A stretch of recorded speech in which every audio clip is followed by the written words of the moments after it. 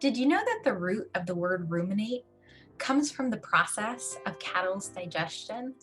You know what I'm talking about, that chewing and chewing and chewing and swallowing and bringing it back up and then chewing and chewing and swallowing again.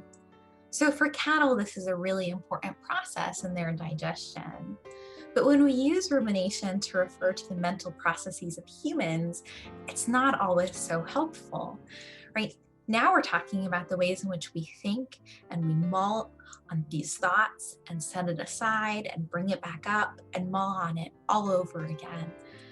And so this kind of mulling and sticking to certain kinds of thoughts that are usually emotionally charged can actually bring a lot of distress up in our lives.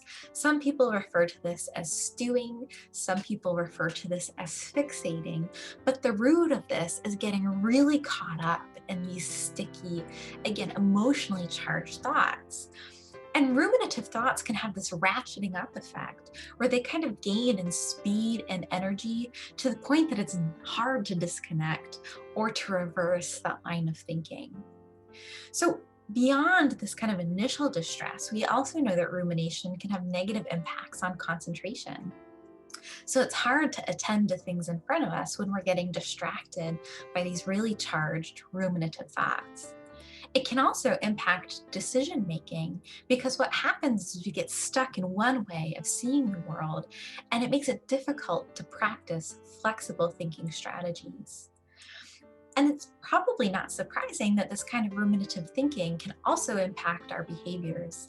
So sometimes when folks get really wrapped up in ruminative thoughts, it causes them to isolate themselves from others or to engage in avoidant behaviors that can even be addictive, like using substances to avoid, overeating, or getting lost in hours and hours and hours and hours of video games.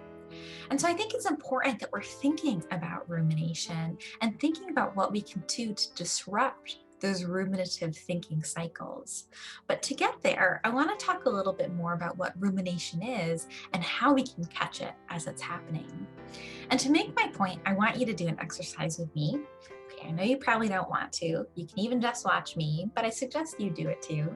So I want you to hold your hands out in front of you with palms towards you and some room in between your fingers. And I slowly want you to bring those hands up to your eyes. And then pause here for a moment and see what you can see through the cracks of your fingers. And notice how this affects your view of the world. Think about what it would be like to go about all day with your hands covering your eyes in this way. Think about how much it would limit you and what you would miss out on. And think about how it would reduce your responsiveness to the world around you. So these hands represent those ruminative thoughts.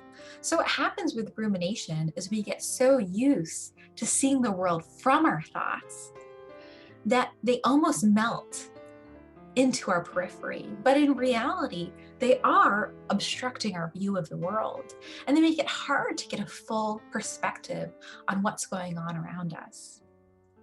And so sometimes we refer to this process as cognitive fusion. And with cognitive fusion, essentially, we become inseparable from our thoughts. Rather than just being the owner of these thoughts, it really feels as if our thoughts own us. And we get so used to seeing the world this way that it can even become uncomfortable when we become fully present in the current moment. So when we get caught up in this cognitive diffusion, our thoughts take on certain qualities. Like it feels like they're the ultimate truth with a capital T, or sometimes it feels like they're rules we need to obey, or sometimes it feels like they're happening right now, even if they have to do with the past or the future. Essentially, these kinds of sticky thoughts hook us in, pull us out of the present moment and into these really emotionally charged, cognitively fused ways of thinking. And so I want to talk to you about 6 kind of signals that you might be engaging in this form of ruminative thinking. So the first are thoughts that come up as inflexible rules. You'll know you're doing this if you hear yourself making those should statements in your mind, or maybe you're using the words right or wrong or must or have to. So this is where we get so caught up in one way of doing things that we lose perspective on many ways to approach a situation. So if the first point's about rules, the second point is a little different. It's about reasons. All the reasons why we can't or we shouldn't or why we fail. We get caught up on why am I like this? Or we get caught up on why we can't do things differently. You know, that kind of feeling that comes up when, oh, I can't tell my spouse or my best friend or my family about what's going on. I can't do it. They would never understand. This is a reason that we're so good at coming up with. And by getting fixated on that reason, by ruminating on it, it makes us unable to see new ways of approaching the situation. So the third way of thinking I want you to be paying attention to are thoughts that really come up as judgments. Thoughts like, the world is a terrible place, or he's such a selfish guy. When we start to think in this way, we start to ignore the other evidence that might speak to the contrary. Like, we might think sometimes that our spouses can be selfish, but maybe they do something nice for us in the day and we overlook it because we're so stuck on this judgment.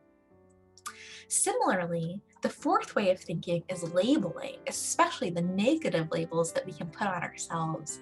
Like, I'm such a lazy person, or I'm worthless, or I'm unlovable.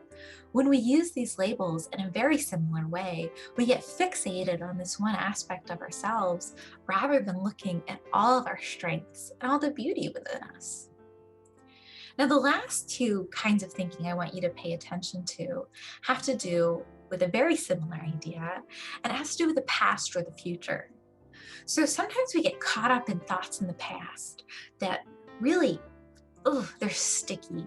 Maybe we cringe when we think about them. Maybe we feel ashamed. Maybe it brings up a lot of, why did I do it that way? And it moves us from this current moment almost to like we're living in that past moment again. And similarly, when we have these thoughts about the future, those can really hook us in. We start to worry about what's going to happen, and we start to think about all the ways that maybe we could control a certain hypothetical situation. And again, what happens here is that we lose touch with the present moment, and actually we become less responsive to what's going on around us. So at this point, I'm hoping that you're thinking about the ways in which certain kinds of thoughts are likely to hook you in to this rumination cycle and really fuse with you. Because the first step to taking a step back from rumination is recognizing when we're doing it. And if you just stick around, I'm going to put out another video with a couple of ways, tips and tricks for taking a step back from those ruminative thoughts and coming back into the present moment.